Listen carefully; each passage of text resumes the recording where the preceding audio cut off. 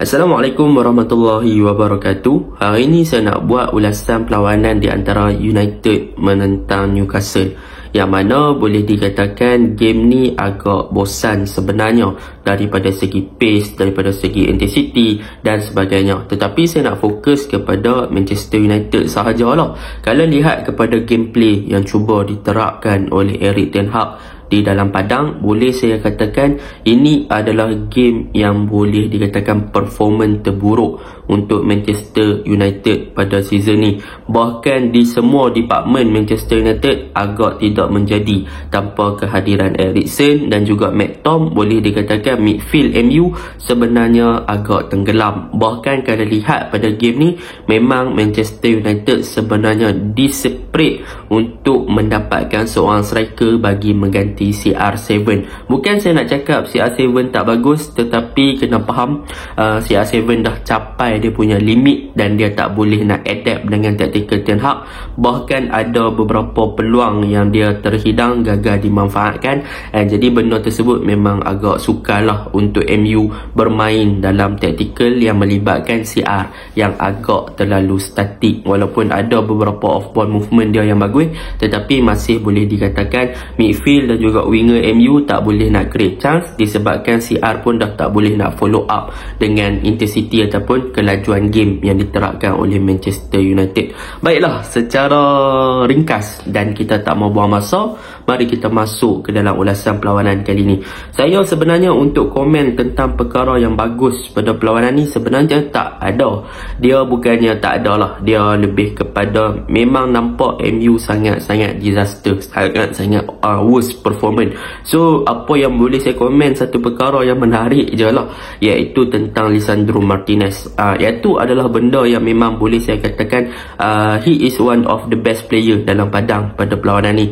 Sebagai defend, walaupun dia pendek, tetapi semalam sekali lagi dia buktikan yang dia mampu bermain dengan sangat baik, reading game yang bagus, dia punya interception bagus, dia punya transition ball memang bagus. Jadi Lisandro Martinez antara player yang memang improve lah, yang memang boleh nampak antara benda, kalau kita lihat benda tu je yang bagus untuk MU kan. Jadi benda tu memang nampak Martinez dah mula untuk serasi walaupun berhadapan dengan player-player yang lagi tinggi. Itu yang pertama lah. Yang kedua, apa yang boleh saya katakan tentang MU ni adalah apabila pertukaran berlaku, iaitu CR keluar, Rashford masuk. Yang mana bila masuk Rashford ni barulah nampak yang MU punya attacking style boleh dikatakan berubah dan nampak sikit lah dekat attacking third MU ni ada beberapa chances, dan semalam Rashford pun ada satu chances yang dia miss, dan benda tu memang jadi pertikaian lah apabila ada orang bandingkan kalau CR duduk kat situ, CR dah boleh score padahal Rashford tak score kan. Jadi sebenarnya perbandingan macam tu tak patut. Sebab apa? Sebab CR dah main dalam 70 minit tetapi dia tak boleh nak convert dan dia tak dapat chances langsung untuk score. So benda tu memang nak nampak perbezaan dia. Bila mana masuk Rashford, MU boleh create chance, tetapi bila mana ada CR, MU tak boleh create chance. Tetapi peminat dan juga pentaksub CR still lagi menyatakan perbandingan antara Rashford dan CR. Sebenarnya CR memang tak bagi contribution apa lah dekat MU. Memang MU memerlukan seorang striker yang baru. Tu yang kedua lah yang boleh saya katakan secara in generalnya. Yang ketiga, kalau kita lihat apa benda tentang MU ni yang bagus adalah winger, iaitu perbezaan diversity antara Anthony dan juga Sancho. Seperti mana yang kita tahu, Sancho ni dia bukan touchline winger, dia bukan yang typical winger yang dapat bola yang dia boleh main dengan solo play, dia boleh dribble, dia boleh cut in dan sebagainya. Tak, Sancho adalah seorang winger yang bertindak dengan creative playmaker.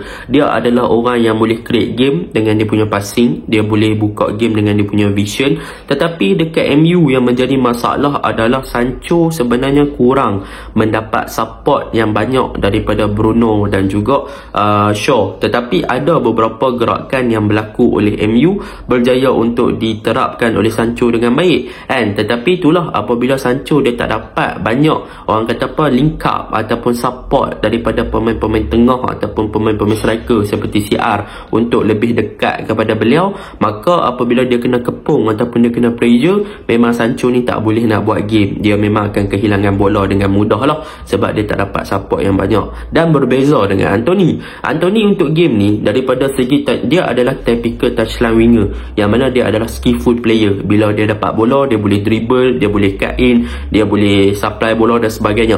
Cumanya dalam game ni, kalau anda lihat, Anthony sebenarnya terlalu bermain dengan berpaksikan kepada CR. Macam saya cakap tadi, CR diletakkan sebagai target man. Jadi apabila Anthony dapat bola, dia dribble 1-2, cuba cut in dan sebagainya, dia hanya tertumpu untuk mencari CR di bahagian hadapan tanpa dia look for the second option yang lagi better, yang mana sebenarnya dia boleh passing kat Bruno, dia boleh buka game kat Sancho balik ataupun ke bahagian tengah balik kepada Fred dan sebagainya. Tetapi dia lebih memfokuskan untuk fokus supply bola kepada CR, yang menyebabkan banyak hantaran-hantaran dia dan juga dia punya movement pergerakan ketika attacking tu gagal. Jadi benda tu sedikit sebanyak menampakkan yang memang CR adalah satu benda yang MU main berpaksikan kepada CR. Tu sebab MU tak boleh nak create banyak chances dalam 70 minit tu. Bila masuk Rashford, barulah nampak perubahan sikit. Benda ni adalah realiti, tetapi realiti yang pahit diterima sebab ramai sangat minat CR. So apabila CR dah mula dia punya kurang performance, berada di tahap performance yang lebih rendah, maka MU pun peminat-peminat ni dia tak boleh nak accept. Dan sebenarnya kita kena terbuka, kita kena terima benda tu, yang CR sebenarnya bukan lagi di peak performance beliau. So benda tu yang mengganggu rentak perlawanan MU lah. Dan kalau kita lihat kepada kekurangan MU lah untuk game ni, kekurangan MU satu, sebenarnya MU bukannya bermasalah sahaja di attacking third. MU sebenarnya bermasalah daripada segi transition. Seperti mana yang kita tahu, Erik ten Hag dia suka untuk guna ataupun taktikal beliau adalah daripada bawah, iaitu dia suka guna goalkeeper, ya, ball playing goalkeeper yang boleh supply bola dengan sangat baik ke hadapan, dan transition daripada bertahan ke menyerang tu bagus. Tetapi yang menjadi masalah yang pertama untuk MU untuk start the build up daripada bawah adalah MU tak mempunyai seorang ball playing goalkeeper yang bagus. Sebab apa? Sebab De Gea ni dia bukannya ball playing goalkeeper, dia lebih kepada shot stopper. Dia adalah more to goalkeeper yang macam dulu, dia lebih kepada untuk save. Tetapi untuk involve dengan build up dia kurang. So tu sebab kalau lihat kepada rumus dan juga pergerakan MU semalam, apabila De Gea dapat bola, dia nak keluarkan bola tu, dia nak hantar ataupun supply bola ke bahagian hadapan, memang dia punya passing agak teruk lah. Tetapi daripada segi penyelamatan dia bagus. Tetapi dalam modern football, orang lebih suka untuk guna goalkeeper, iaitu seorang ball playing goalkeeper. Tu sebab Erik ten Hag sebenarnya tengah cari seorang goalkeeper yang boleh bermain sebagai ball playing goalkeeper untuk adapt dengan taktikal dia. Jadi apabila De Gea pun tak boleh nak adapt untuk bermain dengan build up play daripada bawah, benda tu akan merugikan. Apabila pasukan lawan tekan ataupun pressure MU, maka De Gea akan mudah kehilangan bola. Seperti semalam lah, kita tahu Newcastle United dia main dengan high pressing. Jadi bila MU nak main build up daripada bawah menggunakan De Gea, Lisandro Martinez, Varane, Dalot dan juga Shaw, benda tu menjadi permasalahan di bahagian back four dan juga defend apabila bola dapat kat kaki De Gea. So benda tu menyebabkan MU tak boleh nak start the build up daripada bawah dan kehilangan bola balik apabila ditekan oleh pihak lawan. Itu memang masalah yang ketara lah untuk Manchester United yang pertama. Masalah yang kedua adalah dalam sistem double pivot.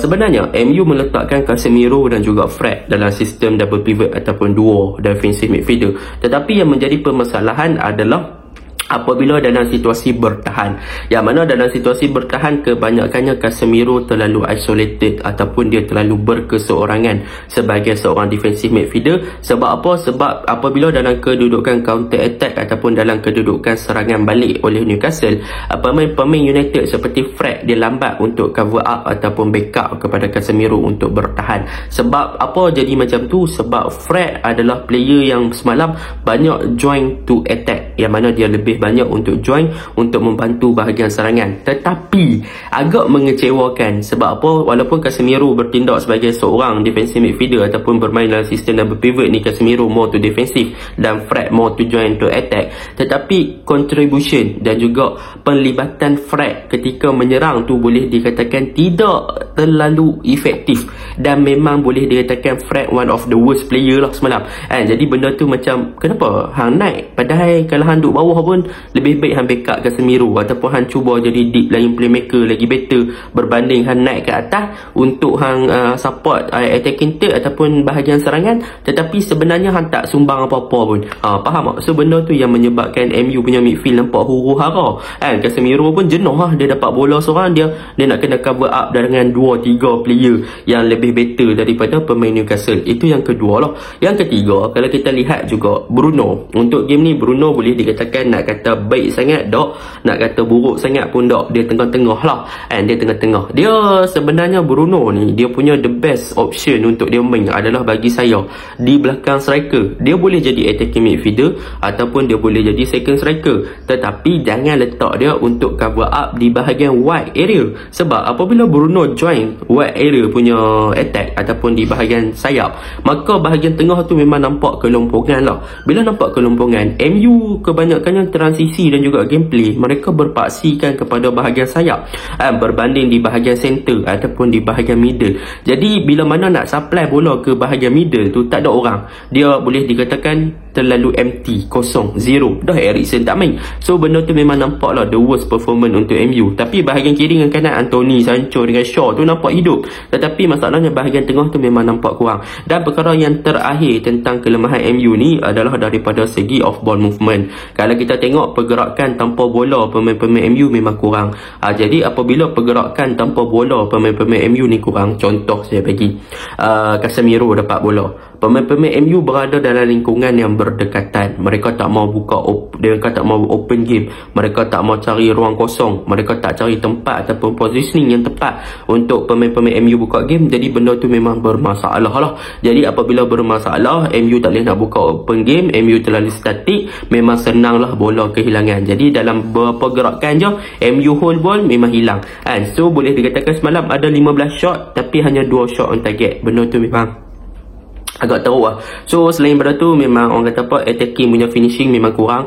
CR terlalu statik, dia tak boleh nak cope dengan tactical daripada Ten Hag selama 70 minit. Masuk Rashford baru nampak. Jadi secara kesimpulannya, apa yang boleh saya katakan, kehilangan Eriksen sebenarnya adalah benda yang paling ketara lah di bahagian midfield. And kalau kita nak cerita pasal ref, memang referee semalam, kalau ada orang kata teruk, boleh katakan teruk, tapi tak mau sembang pasal ref sebab gameplay pun teruk kan. So benda tu memang kena terima lah, seri dengan Newcastle. Dan dalam pada masa yang sama kena ingat lah, Newcastle pun adalah pasukan yang kuat. Kalau kita lihat kepada gameplay Newcastle semalam, gameplay Newcastle adalah lagi better lah bagi saya kan. Walaupun ball position dikawal oleh MU, tetapi kalau kita lihat gameplay Newcastle, mereka ada 2 chances daripada Joe Linton. Joe Linton semalam memang free kan, dia boleh tanduk, dia boleh shoot kena tiang, nasib baik kena tiang, kalau dah skor kan. Jadi apa yang saya suka sebenarnya tentang taktikal daripada Newcastle yang Eddie Howe terapkan ni, sebenarnya Newcastle dia tanpa Maximin lah. Kalau ada Maximin, saya rasa MU kena makan semalam kan. Sebab boleh nampak lah,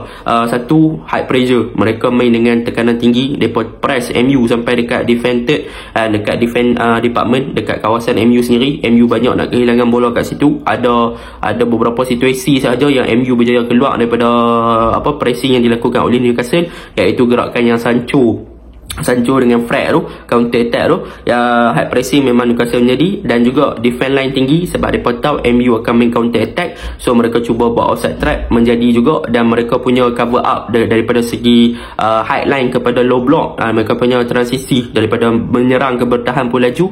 So Newcastle is the better team lah, mereka bagus jugalah main so memang mereka pun memang tengah hot kan. So memang MU seri dengan Newcastle tu adalah satu benda yang bersyukur. Kalau tak kalah tu memang deserve lah kalah, tapi bukan deserve, memang kalau kalah tu tak mengejutkan. Tetapi semalam Newcastle boleh katakan mereka sebenarnya rugi juga untuk tak skor. Jadi tu je lah nak sembang pun, tak ada banyak sangat. Okay, Assalamualaikum.